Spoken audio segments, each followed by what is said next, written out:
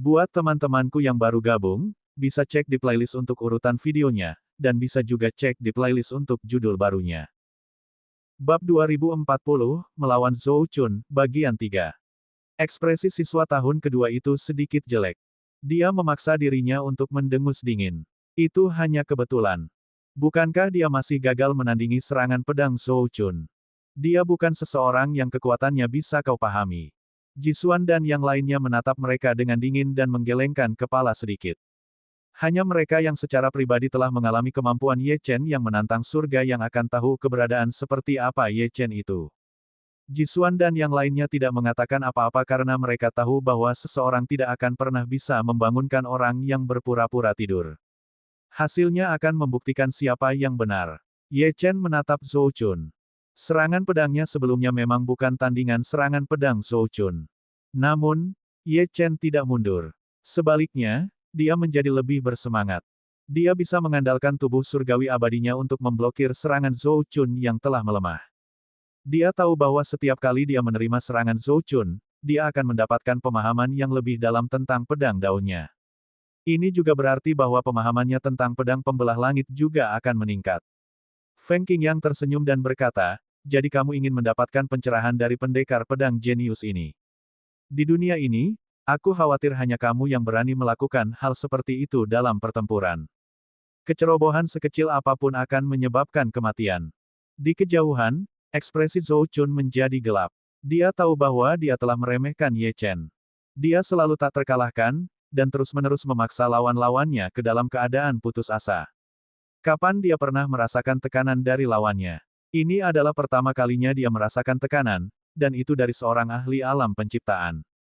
Bagaimana dia bisa menerima ini? Hati Zhou Chun terbakar amarah. Jika dia tidak mengakhiri hidup Ye Chen dengan pedangnya, apa yang akan dipikirkan para siswa dan instruktur Akademi Api Surgawi tentangnya? Ah! Zhou Chun meraung saat energi pedang melonjak di sekujur tubuhnya.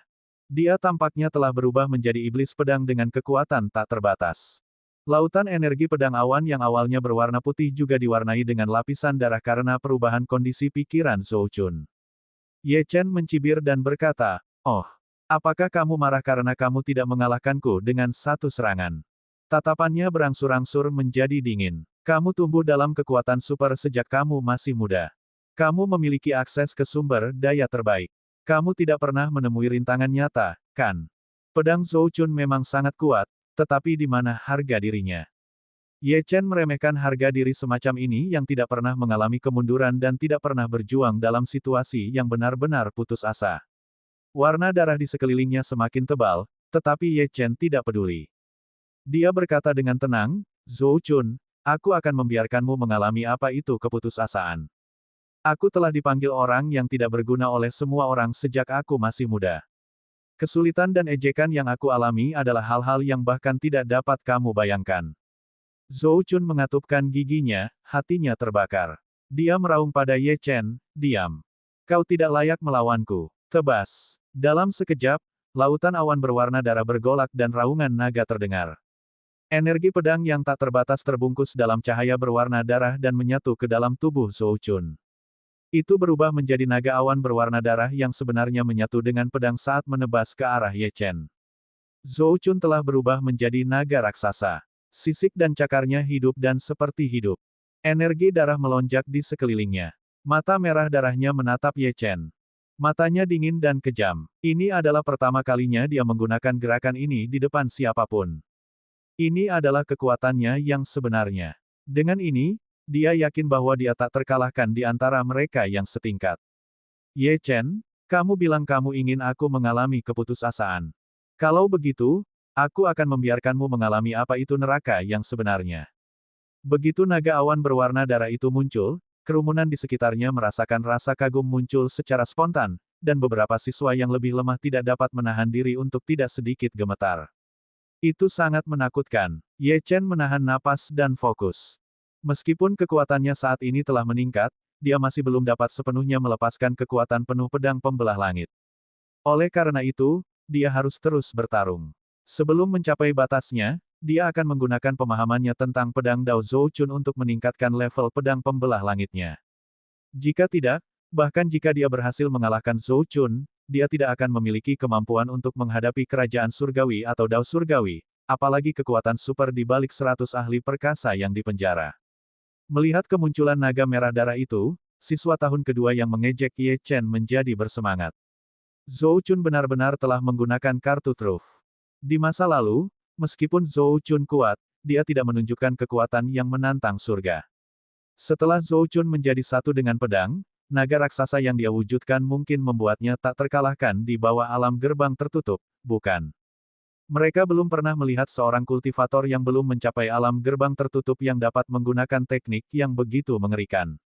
Dengan kata lain, peluang Ye Chen untuk menolaknya sangat kecil. Mereka memandang Jisuan dan yang lainnya dengan puas. Melihat ekspresi serius mereka, mereka menjadi semakin yakin tentang hal ini.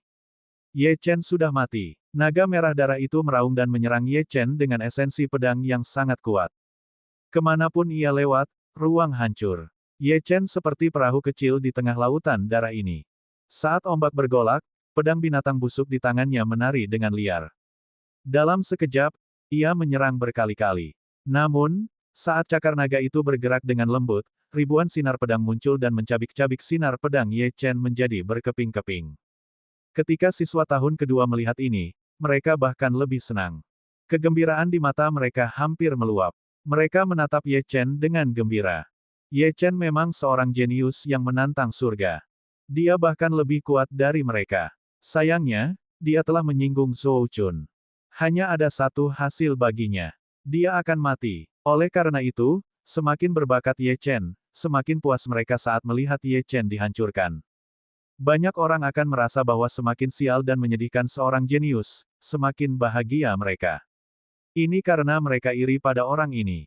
Mereka tahu bahwa mereka tidak akan pernah bisa melampaui orang ini, jadi mereka hanya bisa menggunakan kemalangan orang ini untuk menghibur diri dan membuat diri mereka merasa lebih baik.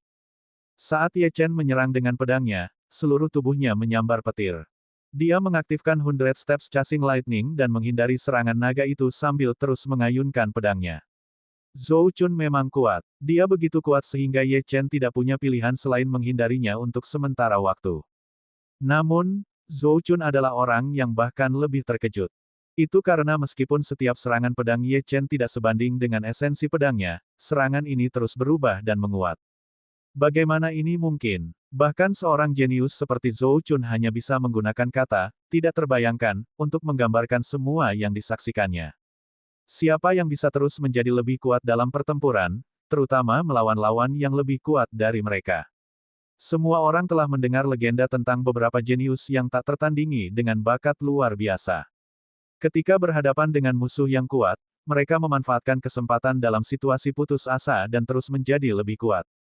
Pada akhirnya, mereka melakukan serangan balik dan mengubah kekalahan menjadi kemenangan. Namun, legenda itu hanyalah legenda. Mereka sama sekali berbeda dari kenyataan. Terutama saat melawan lawan yang lebih kuat dari mereka.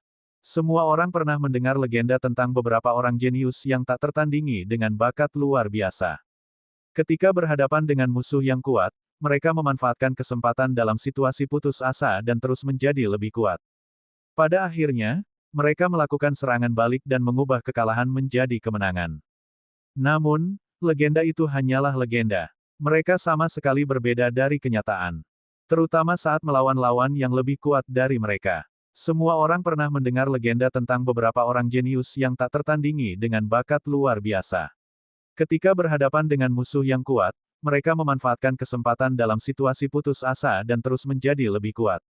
Pada akhirnya, mereka melakukan serangan balik dan mengubah kekalahan menjadi kemenangan.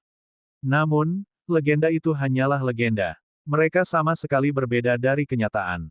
Bab 2041, Melawan Zhou Chun, Bagian 4. Menghadapi lawan yang melampauinya, hanya mencoba untuk melawan dan tidak terjatuh sudah memberikan segalanya. Masih ada kesempatan untuk menjadi lebih kuat. Bahkan dengan bakat Zhou Chun, jika seseorang mengatakan kepadanya bahwa seseorang dapat terus menjadi lebih kuat dalam pertempuran, Zhou Chun akan mengejek orang itu dan mengatakan kepadanya bahwa dia sama sekali tidak mengerti kultivasi. Namun, pemahamannya tentang kultivasi telah sepenuhnya terbalik sekarang. Pemuda ini melakukan hal yang mustahil. Tidak, aku tidak bisa membiarkannya terus seperti ini. Zhou Chun merasakan sedikit kekhawatiran di dalam hatinya. Dia awalnya penuh percaya diri dan berpikir bahwa dia tidak akan pernah kalah, tetapi sekarang goyah. Dia tidak bisa menunda lebih lama lagi. Dia tidak bisa memberi Ye Chen kesempatan lagi untuk menjadi lebih kuat. Bahkan jika hanya ada sedikit kesempatan, dia tidak akan membiarkan Ye Chen melampauinya. Raung. Dengan suara gemuruh, wujud naga Zhou Chun tiba-tiba bergerak cepat, mengaduk-aduk esensi pedang di sekujur tubuhnya. Dalam sekejap mata, energi pedang terfokus pada Ye Chen, berubah menjadi beberapa sinar pedang yang berkilauan. Zhou Chun sedikit terengah-engah. Jelas, gerakan ini sedikit melelahkan baginya untuk digunakan. Namun, matanya bersinar dengan kegembiraan saat dia berhasil melakukannya. Ekspresi Ye Chen berubah tiba-tiba. Hantu kilin di belakangnya menyala, dan tubuh surgawi abadi dan tubuh iblisnya diaktifkan secara bersamaan. Namun, meski begitu, beberapa sinar pedang yang berkilauan masih menembus pertahanannya dan menusuk tubuhnya. Wus! Sinar pedang merobek otot-ototnya, dan darah berceceran di mana-mana. Seruan bergema di seluruh lapangan latihan. Ye Chen akhirnya terluka. Mata Zhou Chun berbinar. Sekaranglah saatnya. Dia tahu bahwa dia tidak bisa menghabisi Ye Chen hanya dengan sinar pedang. Tujuannya adalah membuat Ye Chen memperlihatkan kekurangannya saat dia terluka parah. Kemudian, dia akan menghabisi Ye Chen dalam sekali jalan. Tidak ada yang bisa tetap tidak terluka setelah terkena jurusnya ini. Kecepatan naga itu meningkat sekali lagi. Dalam 1/1000 detik, naga itu akan muncul di samping Ye Chen. Namun, pada saat ini, Ye Chen, yang berlumuran darah, memperlihatkan senyum aneh pada Zhou Chun. Zhou Chun tercengang. Ye Chen tersenyum. Apa yang membuatnya tersenyum? Apakah dia tidak tahu bahwa dia akan kalah? Bagaimana dia masih bisa tersenyum? Zhou Chun tiba-tiba memiliki firasat buruk tentang situasi itu. Beberapa saat kemudian, Ye Chen, yang tampaknya terluka parah, tiba-tiba bersinar dengan listrik dan bergerak lagi. Kecepatannya sama sekali tidak terpengaruh.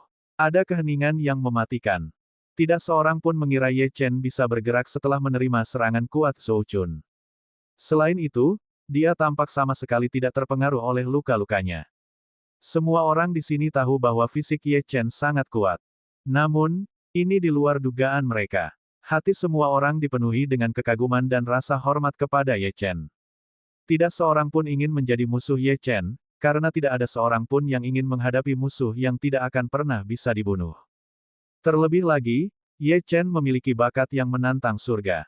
Ye Chen terus menghindari serangan Zhou Chun sambil mengacungkan pedangnya. Tatapannya berubah serius. Meskipun ia mampu terus bergerak dengan mengandalkan energi Gengjin dan teknik pembakaran darah untuk menopang tubuhnya, serangan pedang Zhou Chun memang telah melukainya. Zhou Chun memang seorang jenius sejati, dan serangan pedangnya berkali-kali lebih kuat daripada ahli alam gerbang tertutup tingkat pertama biasa. Bahkan jika Ye Chen memiliki banyak kartu truf, Zhou Chun adalah lawan yang harus ia anggap serius. Nak, apakah kau membutuhkan bantuanku? Jika aku memberimu kekuatan atau meminjam tubuhmu, kau bisa menghancurkannya.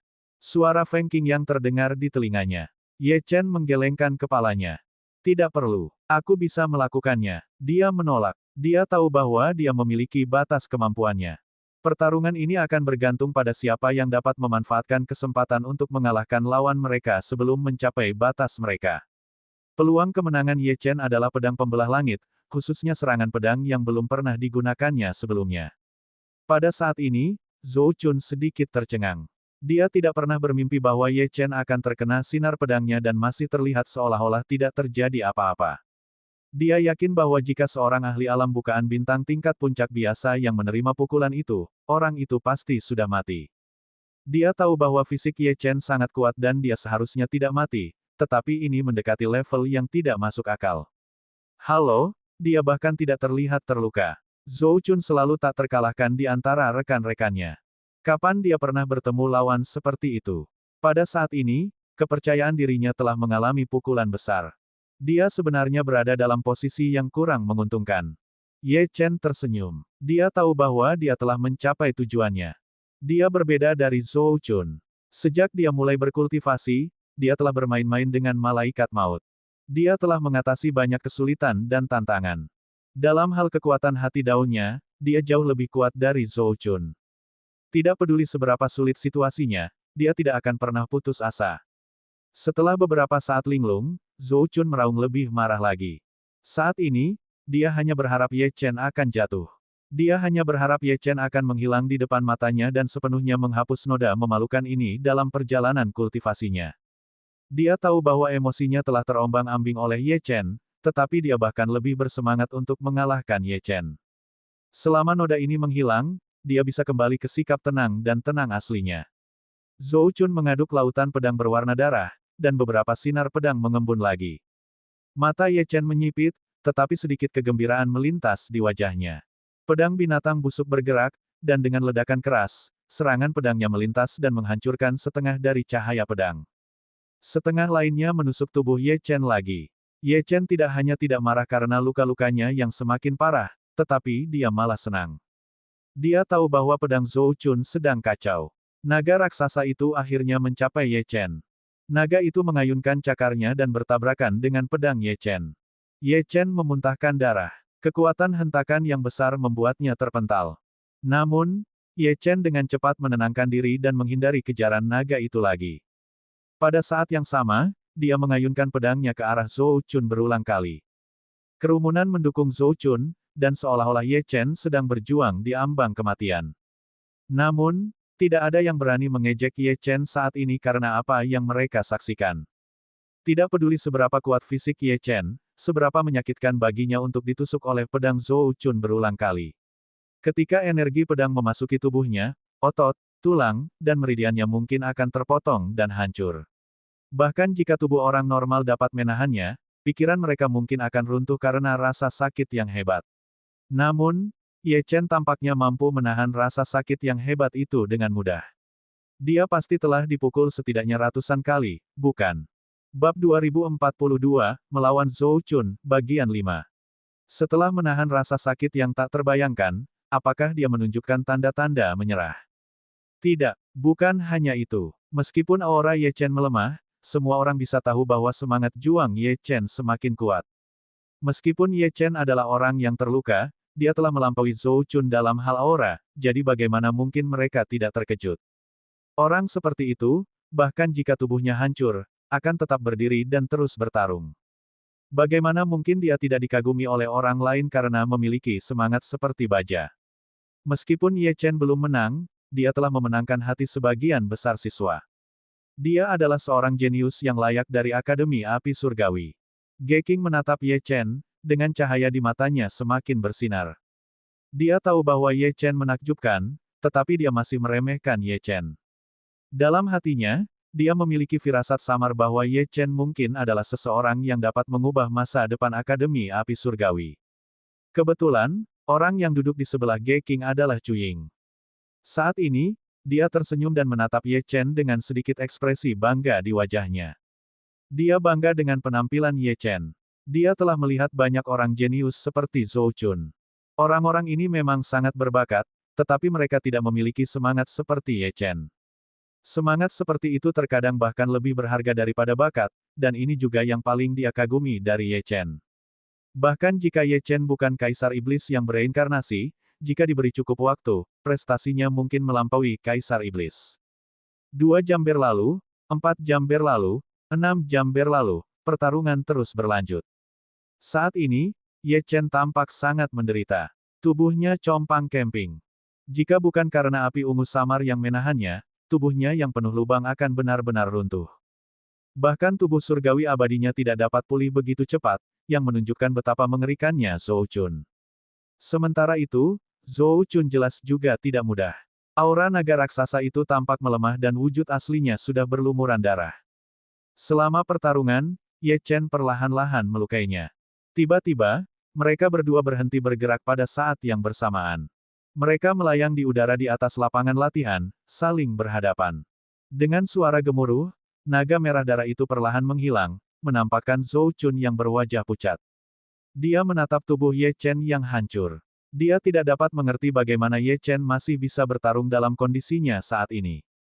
Zhou Chun juga memiliki beberapa luka pedang di tubuhnya. Luka itu sangat dalam hingga tulang-tulangnya bisa terlihat. Sejak dia masih muda, dia telah menantang banyak lawan, tetapi dia tidak pernah mengalami luka serius seperti yang dia alami hari ini. Luka-lukanya tidak separah Ye Chen, tetapi dia sudah bisa merasakan sakit yang terukir di tulang-tulangnya. Pertarungan adalah hobi dan sumber hiburan Zhou Chun. Momen ketika Zhou Chun menghancurkan musuh-musuhnya itulah yang membuatnya bersemangat tinggi. Namun, Zhou Chun sekarang tahu bahwa itu bukanlah pertempuran sungguhan. Pertempuran sungguhan itu menyakitkan, dan orang yang mengajarinya hal ini adalah Ye Chen, yang tampak tak kenal ampun. Pada saat ini, Zhou Chun akhirnya meledak. Dia selalu bersikap rendah hati dan seringkali terlalu malas untuk berbicara dengan lawannya. Dia meraung pada Ye Chen dengan hampir gila, "Kenapa? Kenapa kamu masih berdiri? Kenapa kamu tidak mau runtuh? Ye Chen, kenapa kamu menghalangi jalanku? Sebelum kamu muncul, aku tak terkalahkan dan sombong. Kenapa kamu menghancurkan segalanya? Beraninya kamu." Ye Chen tidak tergerak oleh kata-kata Zhou Chun. Dia menutup matanya dan membukanya perlahan setelah beberapa saat. Di dalam matanya, tampaknya ada semacam kekuatan. Pada saat ini, Ye Chen tampaknya telah melampaui seluruh dunia. Ye Chen menatap Zhou Chun dan berkata dengan acuh tak acuh, "Runtuh." Zhou Chun, kau harus mengerti bahwa apa yang seharusnya kau nantikan sekarang seharusnya tidak membuatku runtuh. Ia menatap Zhou Chun, esensi pedangnya mendidih. Yang seharusnya kau inginkan adalah menjadi lebih kuat, begitu kuat sehingga kau tidak akan kalah dariku. Zhou Chun, apakah kau mengatakan bahwa aku tidak berhak menghalangi jalanmu? Menurutku, kau bahkan tidak berhak membiarkanku menghalangi jalanmu. Kau mengerti. Begitu ia selesai berbicara, esensi pedangnya yang kuat membubung ke langit. Itu benar-benar berbeda dari serangan sebelumnya yang telah dilepaskan Ye Chen. Begitu esensi pedang ini muncul, hukum dunia tampaknya terdistorsi. Bahkan ekspresi Ge Qing dan Chu Ying berubah pada saat yang sama. Mereka berteriak dengan suara rendah, "Kemampuan surgawi.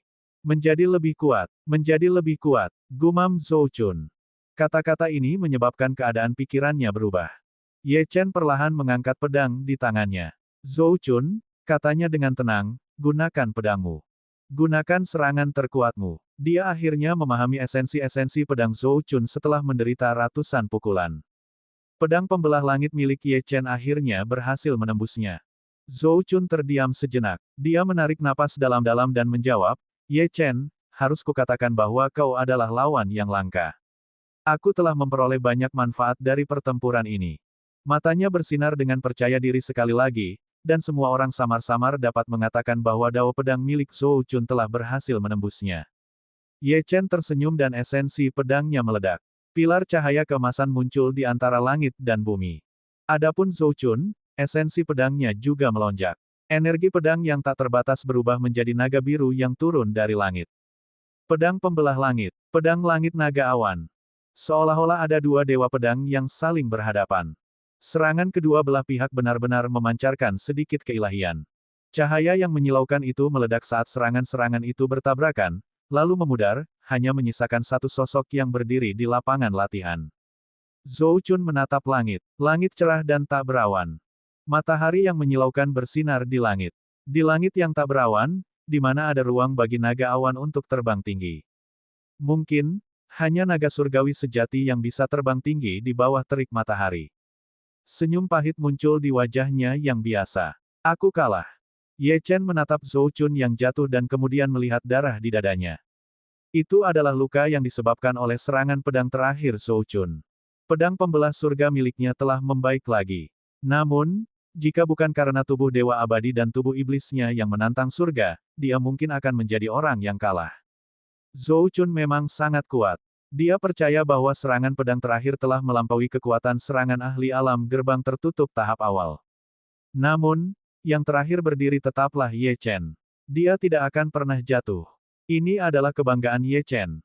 Beberapa saat kemudian, lapangan latihan dipenuhi dengan sorak-sorai dari para penonton. Hampir semua orang meneriakkan nama Ye Chen. Para siswa tahun kedua yang telah mengejek Ye Chen sebelumnya tampak seperti akan menangis. Ye Chen telah menjadi idola banyak siswa akademi. Bab 2043, Perjalanan menuju Kerajaan 9 Keterpencilan. Jika orang lain tahu bahwa mereka telah mempermalukan Ye Chen seperti itu, orang bisa membayangkan betapa sulitnya bagi mereka untuk bertahan hidup di akademi di masa depan. "Tuan-tuan, bisakah kalian menghormati taruhan kalian sekarang?" Jisuan menatap mereka tanpa ekspresi. Ekspresi mereka berubah beberapa kali. Mereka ingin menolak, Tetapi bisakah? Baru saja, Jisuan dan yang lainnya bukan satu-satunya yang mendengar percakapan mereka. Pada saat ini, sudah ada beberapa tatapan yang menatap mereka. Selain meminta maaf, apalagi yang bisa mereka lakukan? Beberapa dari mereka mengertakkan gigi dan akhirnya berdiri. Hati dao mereka hampir tidak stabil di bawah tekanan. Mereka berteriak pada Ye Chen, yang berdiri dengan bangga di lapangan pelatihan, dengan wajah pahit, "Kami minta maaf, Ye Chen. Kami buta dan meremehkanmu. Kami telah menyinggungmu. Kekuatanmu tidak diragukan lagi, dan di luar imajinasi kami. Kami salah." Semua orang berhenti bersorak dan menatap orang-orang itu dengan tenang.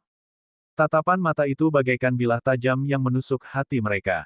Mereka dipenuhi dengan penyesalan yang mendalam, dan benar-benar berharap bahwa mereka tidak mengejek Ye Chen seperti itu sebelumnya. Sekarang, merekalah yang ditertawakan. Tidak ada yang mengatakan apapun, tetapi apakah ada kebutuhan untuk mengatakan sesuatu? Penghinaan dan penghinaan di mata mereka lebih berharga daripada kata-kata. Beberapa dari mereka tidak tahan lagi dan meninggalkan lapangan pelatihan dengan sedih. Ye Chen melirik mereka dengan acuh tak acuh. Dia tahu bahwa ada banyak orang luar biasa yang tidak dipahami oleh orang-orang biasa-biasa saja seperti ini. Selain itu, dia bukanlah seseorang yang peduli dengan apa yang dipikirkan orang lain. Yang dia pedulikan adalah hatinya sendiri dan prinsip-prinsipnya sendiri. Kenyataan akan memberi pelajaran kepada mereka yang pernah memandang rendah dirinya atas namanya. Tiba-tiba, tubuh Ye Chen bergoyang. Gelombang pusing melonjak ke dalam pikirannya seperti gelombang kegelapan. Sialan, Ye Chen mengutuk pelan. Luka-lukanya terlalu parah. Terlebih lagi, meskipun ia telah mencapai terobosan dalam pemahamannya tentang pedang pembelah surga, ia masih harus membayar harga untuk menggunakannya.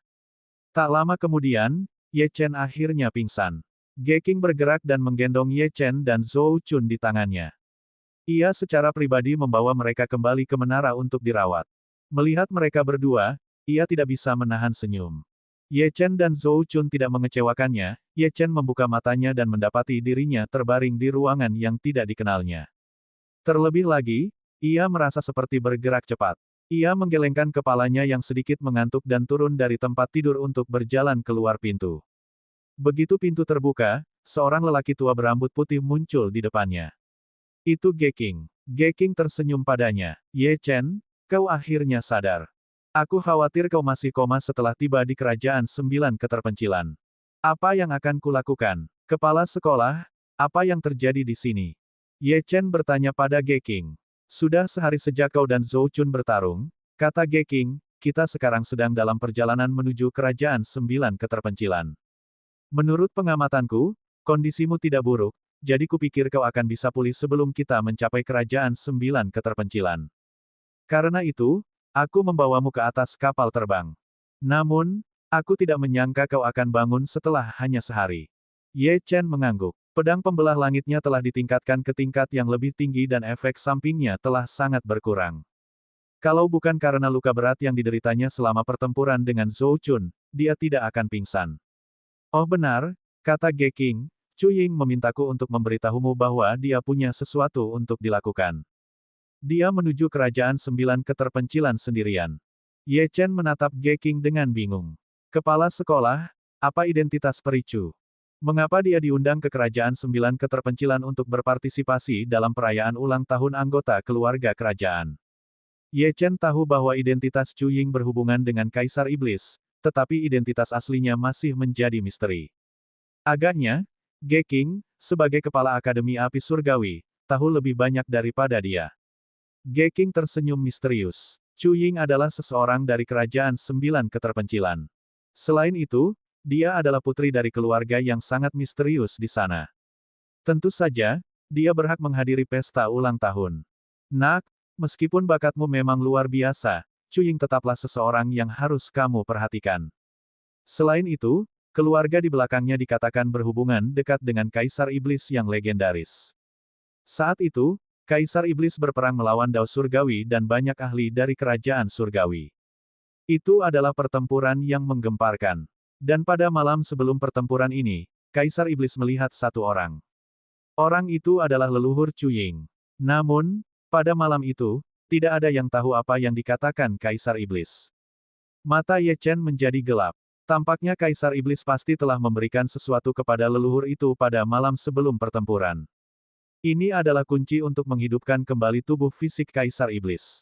Kaisar Iblis mungkin tahu bahwa dia akan gagal, dan karenanya menyiapkan rencana cadangan.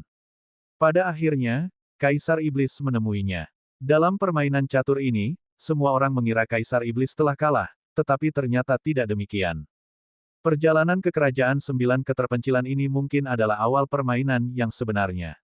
Ye Chen menghabiskan sisa waktunya di kamarnya untuk berkultivasi dan memulihkan diri. Meskipun dia sudah bangun, masih ada beberapa luka yang belum pulih sepenuhnya. Dia berharap bahwa dia akan dapat pulih ke kondisi puncaknya sebelum mencapai kerajaan 9 keterpencilan. Bagaimanapun, menurut pendapatnya, perjalanan ini pasti melibatkan lebih dari sekadar memberi selamat kepada anggota keluarga kerajaan pada hari ulang tahun mereka. Setengah hari kemudian, Ye Chen membuka matanya. Cahaya ungu menyala di matanya dan auranya meledak. Namun, Ye Chen dengan cepat menahan auranya dan mengungkapkan sedikit kegembiraan. Tubuhnya telah pulih sepenuhnya. Tidak lama kemudian, dia merasakan kapal terbang itu berhenti bergerak dengan kecepatan tinggi. Kemudian, suara Geking terdengar di telinganya. Keluarlah, kita sudah sampai. Ketika Ye Chen mendengar ini, dia keluar dari ruangan dan pergi ke dek kapal terbang itu. Kapal terbang ini adalah artefak dewa, dan sangat luas di dalamnya berkat hukum spasial yang digunakan untuk membangunnya. Di permukaan, ukurannya hanya seperti kapal biasa. Pada saat ini, selain Geking, ada dua sosok yang berdiri di dek. Mata Ye Chen berbinar. Salah satu dari kedua pria itu berusia sekitar 25 atau 26 tahun. Dia mengenakan jubah biru tua dan memiliki rambut pendek dan tajam. Dia membawa pedang besar yang sederhana dan berat di punggungnya. Dia berdiri tegak dan tegap, dan semangat kepahlawanannya memikat. Orang lainnya 1 atau 2 tahun lebih muda dari pria pemberani itu. Dia tampak lembut dan pendiam, dan memiliki sikap yang elegan. Dia mengenakan jubah putih, dan rambutnya yang panjang berkibar tertiup angin. Dia meletakkan satu tangan di belakang punggungnya, dan tangan lainnya memegang buku kuno. Dia membacanya dengan penuh minat. Namun, yang menarik perhatian Ye Chen adalah bahwa keduanya memancarkan aura yang dekat dengan alam gerbang tertutup. Agaknya, ini adalah dua jenius tahun ketiga dari Akademi Api Surgawi. Akademi Api Surgawi benar-benar tempat harimau yang berjongkok dan naga yang tersembunyi. Ye Chen melangkah maju. Geking dan dua lainnya berbalik. Kedua pria itu tersenyum ramah pada Ye Chen.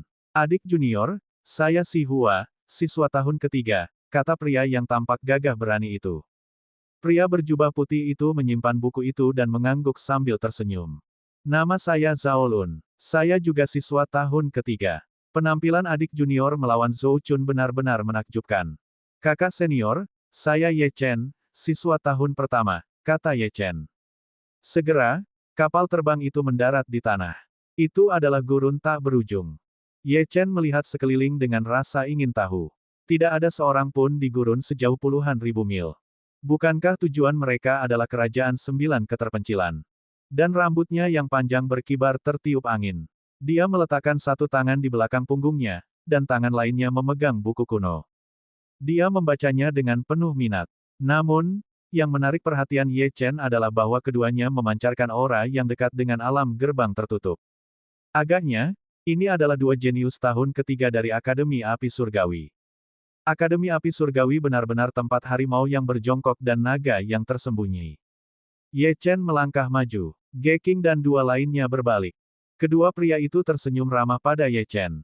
Adik junior, saya Si Hua, siswa tahun ketiga, kata pria yang tampak gagah berani itu. Pria berjubah putih itu menyimpan buku itu dan mengangguk sambil tersenyum. Nama saya Zhao Lun. Saya juga siswa tahun ketiga. Penampilan adik junior melawan Zhou Chun benar-benar menakjubkan. Kakak senior, saya Ye Chen, siswa tahun pertama, kata Ye Chen. Segera, kapal terbang itu mendarat di tanah. Itu adalah gurun tak berujung. Ye Chen melihat sekeliling dengan rasa ingin tahu. Tidak ada seorang pun di gurun sejauh puluhan ribu mil. Bukankah tujuan mereka adalah kerajaan 9 keterpencilan? Dan rambutnya yang panjang berkibar tertiup angin. Dia meletakkan satu tangan di belakang punggungnya, dan tangan lainnya memegang buku kuno. Dia membacanya dengan penuh minat. Namun, yang menarik perhatian Ye Chen adalah bahwa keduanya memancarkan aura yang dekat dengan alam gerbang tertutup. Agaknya, ini adalah dua jenius tahun ketiga dari Akademi Api Surgawi. Akademi Api Surgawi benar-benar tempat harimau yang berjongkok dan naga yang tersembunyi. Ye Chen melangkah maju. Geking dan dua lainnya berbalik. Kedua pria itu tersenyum ramah pada Ye Chen. Adik junior, saya Si Hua, siswa tahun ketiga, kata pria yang tampak gagah berani itu. Pria berjubah putih itu menyimpan buku itu dan mengangguk sambil tersenyum. Nama saya Zhao Lun. Saya juga siswa tahun ketiga. Penampilan adik junior melawan Zhou Chun benar-benar menakjubkan. Kakak senior, saya Ye Chen, siswa tahun pertama, kata Ye Chen. Segera, kapal terbang itu mendarat di tanah. Itu adalah gurun tak berujung. Ye Chen melihat sekeliling dengan rasa ingin tahu. Tidak ada seorang pun di gurun sejauh puluhan ribu mil. Bukankah tujuan mereka adalah kerajaan 9 keterpencilan? Bab 2044, Transmisi tiba-tiba. Begitu mereka turun dari kapal terbang, mereka mendengar tawa seorang lelaki tua tidak jauh dari sana. Geking. Sungguh kebetulan. Beberapa dari mereka menoleh dan melihat seorang lelaki tua berambut abu-abu berjubah hijau dengan wajah keriput berjalan ke arah mereka dengan 3 orang muda di belakangnya. Meskipun lelaki tua ini mengatakan bahwa itu adalah kebetulan, sepertinya dia telah menunggu mereka di sini. Geking menyipitkan matanya dan berkata kepada Ye Chen dan yang lainnya, pria ini adalah kepala sekolah Akademi Angin Surgawi. Namanya Chen Bei. Akademi Angin Surgawi selalu berselisih dengan kita. Oh benar, Ye Chen, lepaskan sedikit aura garis keturunan surgawimu nanti. Aku berutang budi padamu untuk ini. Dia tahu bahwa Chen Bei tidak akan begitu baik untuk menyambut mereka, dan hanya ingin memamerkan kekuatan Akademi Angin Surgawi. Namun, Geking sama sekali tidak khawatir. Dulu, mungkin Akademi Api Surgawi adalah yang terlemah di antara akademi-akademi lainnya. Namun, tahun ini berbeda, karena Ye Chen telah bergabung dengan akademi. Ketika Ye Chen mendengar ini, dia melihat ketiga pemuda di belakang Chen Bei. Agaknya, mereka adalah para jenius dari Akademi Angin Surgawi yang datang untuk pesta ulang tahun. Dari ketiganya, 2 sangat dekat dengan alam gerbang tertutup, sedangkan yang tersisa adalah ahli alam gerbang tertutup sejati. Tampaknya Si Hua dan Zhao Lun lebih lemah dari siswa tahun ketiga Akademi Angin Surgawi, terutama jenius alam gerbang tertutup itu. Bahkan Ye Chen merasakan banyak tekanan darinya. Tatapan Chen Bei menyapu wajah Si Hua dan Zhao Lun dengan ekspresi jijik. Dia mengabaikan mereka, tetapi ketika dia melihat Ye Chen, dia sedikit tertegun. Setelah beberapa saat, dia berseru, ini adalah, anak ini masih memiliki sebagian aura garis keturunan dewa. Ketika Geking mendengar ini, dia menunjukkan ekspresi bangga dan berkata sambil tersenyum, Chen Bei, kau benar. Namanya Ye Chen, dan dia murid baru Akademi Api Surgawi. Ada kebanggaan yang tak terlukiskan dalam nadanya. Setelah bertahun-tahun, dia akhirnya memiliki kesempatan untuk memamerkan kemampuannya di depan kepala sekolah lainnya. Chen Bei menatap Ye Chen dengan tak percaya. Dia memeriksa Ye Chen beberapa kali dan menyadari bahwa itu adalah aura asli dari garis keturunan dewa. Biasanya, hanya Akademi Naga Surgawi dan Akademi Kerajaan Surgawi yang memiliki kejeniusan sekuat itu. Sekarang, Akademi Api Surgawi entah bagaimana beruntung dan merekrut satu. Dia awalnya datang ke sini untuk mengejek Geking karena kejeniusan alam gerbang tertutup yang dibawanya sangat kuat. Dia yakin bahwa kejeniusan ini dapat menghancurkan siswa tahun ketiga Akademi Api Surgawi, tetapi sekarang setelah dia melihat kejeniusan ini dengan aura garis keturunan dewa, bahkan kejeniusan ini pun menjadi bayang-bayang. Chen Bei menggelengkan kepalanya dan hendak pergi bersama yang lain ketika seorang pemuda yang berdiri di belakang Chen Bei mencibir, Kepala Sekolah Chen, apakah garis keturunan dewa yang Anda sebutkan tadi sangat kuat? Menurut pendapat saya, garis keturunan dewa ini tidak begitu menakjubkan. Jika seorang ahli alam penciptaan biasa dapat memperoleh garis keturunan dewa, tampaknya itu tidak terlalu menakjubkan, bukan? Orang ini adalah salah satu jenius yang hampir mencapai alam gerbang tertutup. Dia mengenakan jubah hitam dan matanya panjang dan sipit. Namanya Wu Yang. Ketika Chen Bei mendengar ini, dia tiba-tiba berbalik. Dia begitu terkejut oleh aura garis keturunan dewa sehingga dia secara tidak sadar mengabaikan tingkat kultivasi Ye Chen. Sekarang, dia menatap Ye Chen lagi, tetapi dia sedikit linglung. Ini karena dia tiba-tiba menyadari bahwa keberadaan yang seharusnya mengejutkan dunia dan membuat sebagian besar jenius di benua Lingwu merasa rendah diri hanyalah seorang ahli alam penciptaan. Bagaimana ini mungkin? Namun, meskipun dia terkejut, hati Chen Bei perlahan-lahan menjadi tenang. Ini karena siswa bernama Ye Chen di depannya tampaknya jauh lebih rendah daripada kandidat yang memukau dari kerajaan surgawi yang pernah dia lihat sebelumnya. Di Akademi Api Surgawi, bahkan jika seorang siswa memiliki tanda dan garis keturunan dewa, tampaknya mereka masih tidak lebih dari sampah semacam ini. Senyum perlahan muncul di wajah tua Chen Bei. Dia berpura-pura menegur murid yang berbicara, "Wu Yang, apa yang kamu bicarakan? Kamu masih tidak tahu betapa mengerikannya garis keturunan dewa, kan? Lihat, tingkat kultivasinya sedikit rendah, tapi mungkin dia monster yang bisa bertarung di atas levelnya. Benarkah? Sudah berapa kali aku mengajarimu untuk tidak memandang rendah orang lain? Apakah kamu lupa?" Meskipun dia mengatakan itu, nadanya dipenuhi dengan kesombongan. Bertarung di atas levelnya. Jenius mana di akademi kita yang tidak bisa bertarung di atas level mereka? Jenius biasa yang bisa melakukan itu tidak ada gunanya diteriakkan. Selain itu, dia hanya ahli alam penciptaan tingkat kedua. Bahkan jika dia bisa bertarung di atas levelnya, seberapa jauh dia bisa melangkah? Jangan bilang dia bisa melintasi hampir dua alam utama dan mengalahkan ahli alam gerbang tertutup. Kepala sekolah, apakah menurutmu itu mungkin? Chen Bei terbatuk dua kali ketika mendengar Wu yang mengatakan itu. Lalu dia berkata, "Yah, bagaimanapun, aku telah hidup selama bertahun-tahun, tetapi aku belum pernah melihatnya. Mungkin kepala sekolah Geiying memiliki semacam metode khusus untuk mendidik murid." Setelah mengatakan itu, orang-orang Akademi Angin Surgawi benar-benar tertawa di depan Ye Chen dan yang lainnya. Ekspresi Geking, Ye Chen, dan yang lainnya berubah dingin. Tepat saat Geking hendak berbicara, gemuruh keras datang dari gurun tempat mereka mendarat. Sebuah celah spasial besar terbuka di depan mereka dan secara bertahap berputar menjadi gerbang 9 meter yang besar. Sosok kekar berjalan keluar dari gerbang. Itu adalah pria parubaya dengan ekspresi dingin. Ekspresi Geking dan Chen Bei sedikit berubah ketika mereka melihat pria ini. Keduanya dianggap sebagai eksistensi yang kuat di benua Lingwu, tetapi mereka membungkuk kepada pria parubaya itu pada saat yang sama. "Saudara Mo, lama tak berjumpa." Orang itu bernama Mo Wei, dan auranya sangat misterius. "Saudara Ge, Saudara Chen, silakan ikut aku ke kerajaan 9 keterpencilan." Mo Wei mengangguk pada mereka berdua. Setelah itu, dia berbalik dan berjalan masuk ke gerbang. Geking mendengus pada Chen Bei dan tidak punya pilihan selain mengesampingkan pertengkaran itu untuk sementara waktu. Dia menuntun Ye Chen dan yang lainnya masuk ke gerbang. Ye Chen berjalan melewati pintu dan merasa pusing. Kemudian, matanya menyala dan dia mendengar keributan. Dia melihat sekeliling dan melihat bahwa mereka telah tiba di jalan yang sangat ramai. Geking berkata kepada Ye Chen dan yang lainnya, "Ini adalah ibu kota kerajaan 9 keterpencilan. Kota ini cukup makmur dan ada banyak hal langka di benua Lingwu di sini. Aku punya sesuatu untuk dilakukan sekarang, tetapi aku sudah memesan kamar di hotel bernama ULI.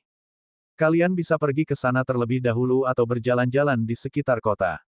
Tanpa menunggu Ye Chen dan yang lainnya untuk menanggapi, dia memberi mereka rincian hotel dan pergi. Ye Chen dan yang lainnya saling memandang dan tersenyum pahit. Kepala sekolah Geiying benar-benar melakukan hal-hal dengan caranya sendiri. "Aku akan kembali ke hotel untuk membaca beberapa buku," kata Zhao Lun, "bagaimana dengan kalian? Membaca lagi?" Si Hua tertawa. "Kamu benar-benar kutu buku. Tidak mudah bagiku untuk datang ke ibu kota kerajaan 9 keterpencilan, jadi aku tentu harus melihat-lihat dengan baik." Saat dia berbicara, dia tiba-tiba menunjukkan senyum yang agak menyedihkan dan menatap Ye Chen. "Aku sudah menanyakan tentang banyak tempat yang bagus untuk bersenang-senang sebelumnya. Kakak senior Si, aku tidak tertarik dengan tempat-tempat itu." Ye Chen menggelengkan kepalanya. Si Hua mengerutkan bibirnya setelah mendengar ini, melambai pada mereka berdua, dan pergi. "Adik junior, apakah kamu ingin mengikutiku?" Zhao Lun bertanya pada Ye Chen sambil melambaikan buku di tangannya. Ye Chen merasakan sekelilingnya dan bertanya dengan rasa ingin tahu, "Kakak senior, apakah kerajaan 9 keterpencilan di wilayah iblis? Jika aku ingin pergi ke wilayah iblis, bagaimana caranya?" Ekspresi Zhao Lun sedikit jelek. Sepertinya adik muda tahu terlalu sedikit tentang wilayah iblis. Ketika Kaisar Iblis meninggal, Kerajaan Sembilan Keterpencilan meninggalkan wilayah iblis dan memilih tanah terlarang untuk membangun dirinya sendiri. Kerajaan Sembilan Keterpencilan tidak ingin ada hubungannya dengan iblis yang memperebutkan kekuasaan. Tahun-tahun yang tak terhitung jumlahnya telah berlalu, dan tidak ada perang di sini. Orang-orang dari Kerajaan Sembilan Keterpencilan fokus pada kultivasi dan telah memelihara banyak ahli. Ada terlalu banyak binatang iblis dan pembantaian di sana.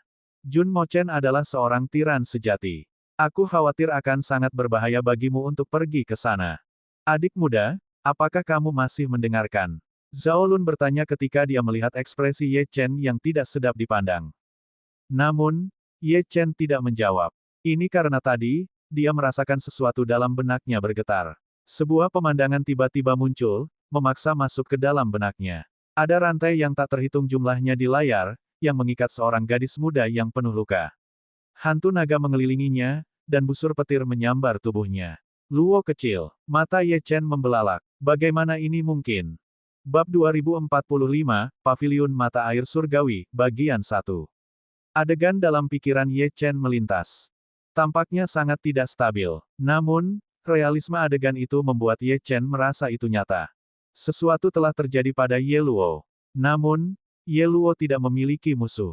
Mengapa ini terjadi? Pada saat ini, tubuh Ye Chen ditutupi lapisan niat membunuh.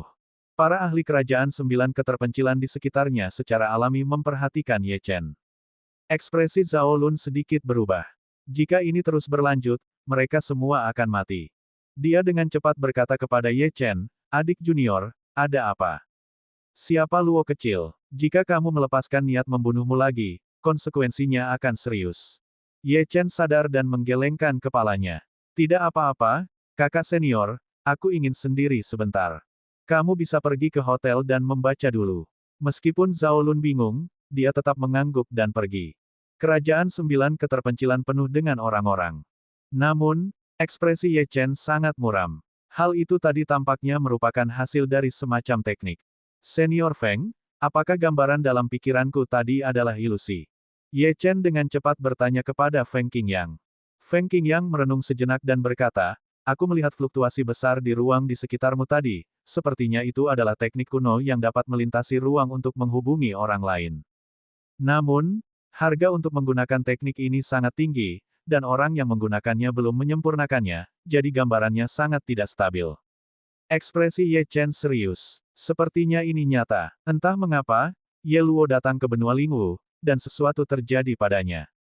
Siapa yang ingin menggunakan rantai yang tak terhitung jumlahnya itu untuk menahan seorang gadis biasa? Ye Chen tiba-tiba teringat bahwa guru Ye Luo di Pegunungan Kunlun telah menyebutkan bahwa latar belakang Ye Luo terkait dengan benua Lingwu. Mungkinkah itu keluarga asal Ye Luo? Sialan, aku harus menemukan Ye Luo secepatnya. Kau tidak perlu gugup, nak, kata Feng Qingyang saat melihat keadaan Ye Chen yang kebingungan. Karena gadis itu menggunakan teknik yang tidak lengkap untuk memberitahumu tadi, pasti ada alasannya.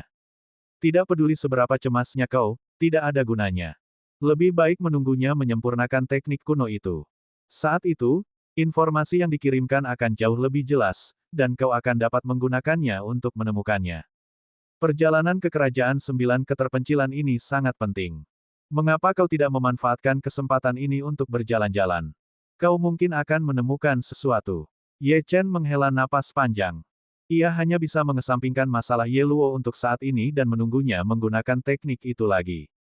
Segera, Ye Chen menyadari bahwa di ibu kota, ada banyak ahli alam penciptaan dan apertur bintang di jalanan. Jelas bahwa tingkat para kultivator di sini memang jauh lebih tinggi daripada timur, barat, selatan, dan wilayah utara benua Lingwu.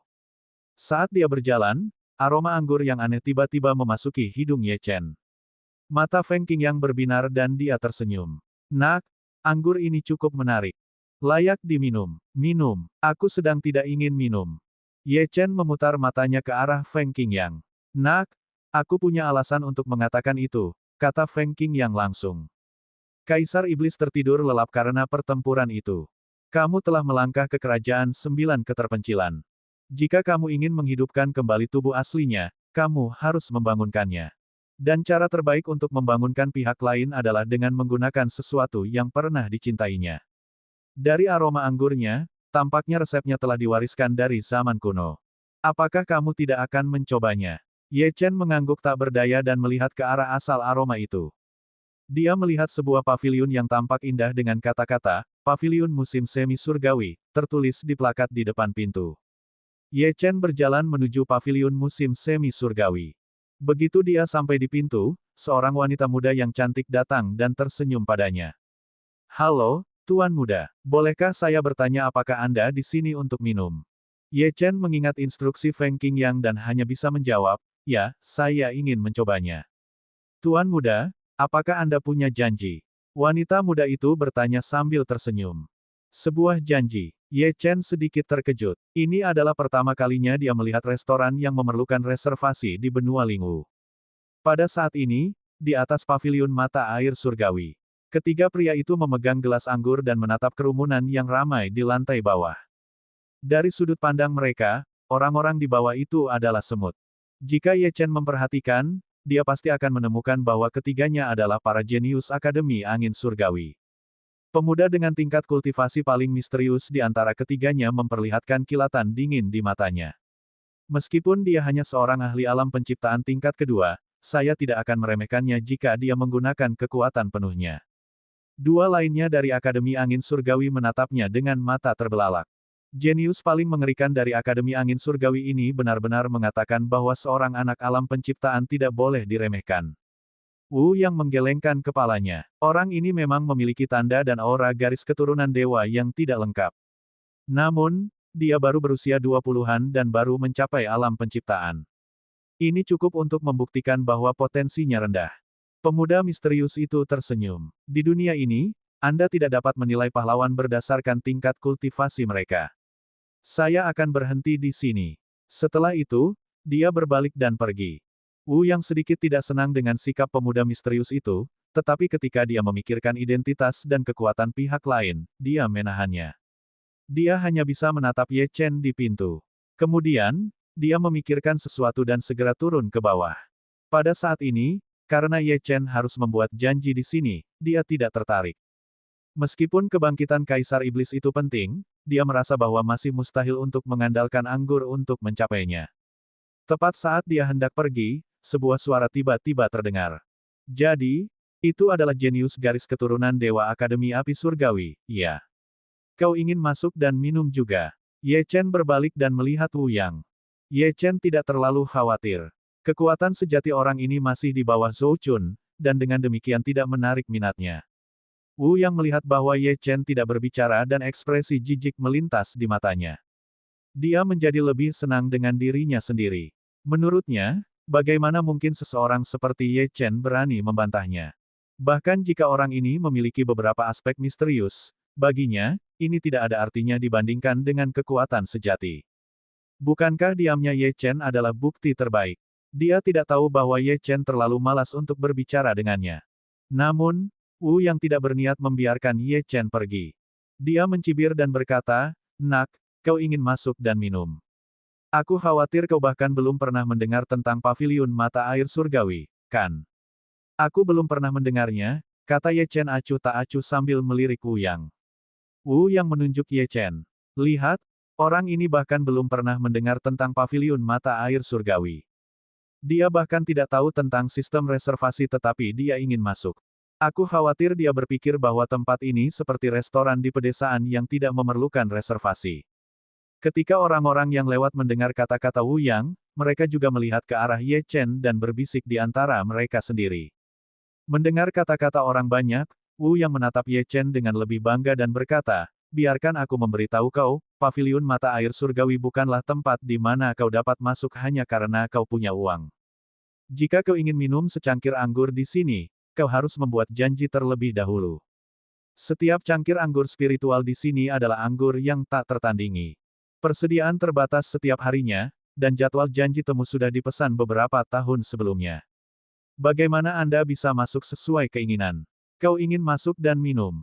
Aku khawatir kau bahkan belum pernah mendengar tentang Paviliun Mata Air Surgawi, kan?" "Aku belum pernah mendengarnya," kata Ye Chen acuh tak acuh sambil melirik Wu Yang. Wu yang menunjuk Ye Chen. "Lihat, orang ini bahkan belum pernah mendengar tentang Paviliun Mata Air Surgawi. Dia bahkan tidak tahu tentang sistem pemesanan, tetapi dia ingin masuk. Aku khawatir dia berpikir bahwa tempat ini seperti restoran di pedesaan yang tidak memerlukan reservasi.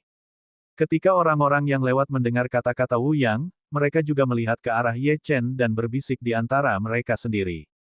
Mendengar kata-kata orang banyak, Wu Yang menatap Ye Chen dengan lebih bangga dan berkata, biarkan aku memberitahumu, paviliun mata air surgawi bukanlah tempat di mana kau dapat masuk hanya karena kau punya uang. Jika kau ingin minum secangkir anggur di sini, kau harus membuat janji terlebih dahulu. Setiap cangkir anggur spiritual di sini adalah anggur yang tak tertandingi. Persediaan terbatas setiap hari, dan janji temu sudah dipesan beberapa tahun sebelumnya. Bagaimana kamu bisa masuk sesuai keinginanmu? Kau ingin masuk dan minum. Aku khawatir kau bahkan belum pernah mendengar tentang paviliun mata air surgawi, kan? Aku belum pernah mendengarnya, kata Ye Chen acuh tak acuh sambil melirik Wu Yang. Wu Yang menunjuk Ye Chen. Lihat, orang ini bahkan belum pernah mendengar tentang paviliun mata air surgawi. Dia bahkan tidak tahu tentang sistem pemesanan, tetapi dia ingin masuk. Aku khawatir dia berpikir bahwa tempat ini seperti restoran di pedesaan yang tidak memerlukan reservasi. Ketika orang-orang yang lewat mendengar kata-kata Wu Yang, mereka juga melihat ke arah Ye Chen dan berbisik di antara mereka sendiri. Mendengar kata-kata orang banyak, Wu Yang menatap Ye Chen dengan lebih bangga dan berkata, biarkan aku memberitahumu, paviliun mata air surgawi bukanlah tempat di mana kau dapat masuk hanya karena kau punya uang. Jika kau ingin minum secangkir anggur di sini, kau harus membuat janji terlebih dahulu. Setiap cangkir anggur spiritual di sini adalah anggur yang tak tertandingi. Persediaan terbatas setiap hari, dan janji temu sudah dipesan beberapa tahun sebelumnya. Bagaimana kamu bisa masuk sesuai keinginanmu? Bab 2046, Paviliun Mata Air Surgawi, Bagian 2. Ye Chen sedikit mengernyit saat mendengar ini. Dia bertanya kepada wanita muda yang menyambutnya, bolehkah saya bertanya berapa lama waktu yang dibutuhkan jika saya membuat janji sekarang? Silakan tunggu sebentar, Tuan Muda. Ya, gadis itu mengeluarkan gulungan batu giok dan memeriksanya sebelum menjawab, jika Anda ingin membuat janji sekarang, tanggal yang tersedia berikutnya adalah pada sore hari 1 tahun 3 bulan dari sekarang. Ye Chen mengangkat alisnya. Meskipun itu tidak dibesar-besarkan seperti yang dikatakan Wu Yang, itu 1 tahun 3 bulan kemudian. Itu terlalu lama. Saat itu, dia tidak akan lagi berada di kerajaan 9 keterpencilan. Tampaknya paviliun mata air surgawi memang sangat terkenal. Nak, aku akan membiarkanmu memperluas wawasanmu hari ini. Wu Yang menatap Ye Chen dengan arogan. Saat dia berbicara, dia mengeluarkan jimat batu giok dan menyerahkannya kepada gadis yang menyambut. Tuan Wu, gadis itu berkata sambil tersenyum, reservasi Anda untuk malam ini. Meja berbentuk tulang ikan herring. Merasakan tatapan semua orang, Wu Yang sangat senang. Untuk mendapatkan kesempatan memasuki paviliun mata air surgawi, dia telah berusaha keras. Ye Chen mengabaikan Wu Yang dan hendak pergi ketika Wu Yang tiba-tiba berteriak padanya, tunggu. Ada apa? Tatapan Ye Chen berubah dingin. Wu Yang menatap mata Ye Chen dan mencibir. Mengapa Anda tidak bertanding dengan saya? Dia melemparkan jimat giok di tangannya ke atas dan ke bawah. Jika Anda menang, saya dapat memberi Anda kesempatan untuk memasuki restoran. Bagaimana? Jalanan yang awalnya ramai tiba-tiba menjadi sunyi. Semua orang menunggu jawaban Ye Chen. Saya tidak tertarik, jawab Ye Chen dengan tenang. Kemudian, dia berbalik dan pergi. Kerumunan itu tidak bisa menahan diri untuk tidak mendesah kecewa. Wu Yang memperhatikan punggung Ye Chen saat dia pergi. Penghinaan di matanya semakin kuat. Anak ini tidak berani menerima tantangan. Garis keturunan dewa itu memang hanya untuk pamer. Dia bahkan berteriak di belakang Ye Chen, tidak apa-apa jika kita tidak bertanding. Mengapa kamu terburu-buru pergi? Jika aku tidak bisa menghabiskannya malam ini, aku bisa membawakan sisa anggurnya kembali untukmu minum. Ye Chen juga tidak menyukai Wu Yang. Namun, dia tahu bahwa pesta ulang tahun ini tidak akan sesederhana itu. Dia pasti akan memiliki kesempatan untuk memberi orang ini pelajaran cepat atau lambat. Dia tidak tertarik untuk diprovokasi oleh orang seperti itu dan membuang-buang waktu dan tenaga padanya sekarang. Namun, ini tidak berarti bahwa dia akan melupakan apa yang baru saja dikatakan Wu Yang. Wajah Ye Chen berangsur-angsur berubah menjadi senyum jahat. Dia berharap untuk melihat ekspresi di wajah orang ini ketika dia diinjak-injak di bawah kakinya di masa depan. Pada saat yang sama, di sebuah rumah besar yang sangat luas dan mewah di ibu kota, seorang wanita berada di sebuah kamar yang sedang didandani oleh seorang gadis pelayan. Pelayan itu dengan hati-hati menyisir rambut wanita itu. Menatap wajah wanita itu di cermin, dia tak dapat menahan diri untuk memperlihatkan ekspresi tergila-gila. Benarkah? Chu Ying menatap dirinya sendiri di cermin dan tersenyum tipis. Aku ingin tahu apakah dia berpikir begitu. Tanyanya lembut. Nona, apa yang kau katakan? Ah, wajah cantik Chu Ying memerah dan dia mencoba menutupinya. Tidak apa-apa. Ngomong-ngomong, Little Yuan, bantu aku memesan meja surgawi di paviliun mata air surgawi nanti. Lalu, pergilah ke Hotel ULI dan temukan seorang pria bernama Ye Chen. Katakan padanya bahwa aku akan mentraktirnya minum malam ini. Wajah halus Little Yuan menunjukkan ekspresi terkejut. Chu Ying adalah putri ketiga dari keluarga Chu dari Kerajaan Sembilan Keterpencilan. Kapan dia pernah mentraktir seorang pria minum? Dimengerti, Nona. Aku akan segera melakukannya. Dia mengangguk. Pada saat yang sama, Little Yuan tidak bisa menahan rasa ingin tahu tentang pria ini. Di daerah terlarang, teknik transmisi suara naga suci terlalu rumit. Ye Luo menatap tangannya dan mendesah tak berdaya. Tetapi sekarang setelah aku menemukan beberapa hal, kurasa tidak akan lama lagi aku bisa menguasainya. Setelah itu, aku seharusnya bisa menyampaikan informasi yang tepat kepada saudara Ye. Namun, jika saudara Ye tahu tentang situasiku, apakah dia benar-benar akan bergegas? Bisakah kekuatannya menandingi keluarga naga suci? Aku khawatir saudara Ye bahkan tidak bisa memasuki area terlarang ini. Apa yang harus kulakukan? Wajah cerah Ye Luo dipenuhi dengan kekhawatiran. Oh benar, aku ingin tahu bagaimana keadaan Jilin. Dia seharusnya baik-baik saja, kan, Aho?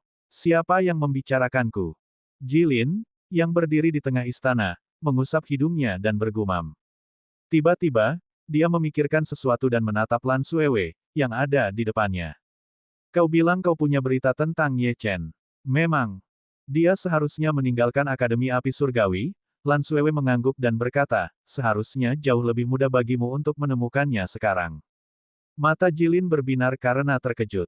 Dia segera berjalan menghampirinya dan bertanya, di mana dia?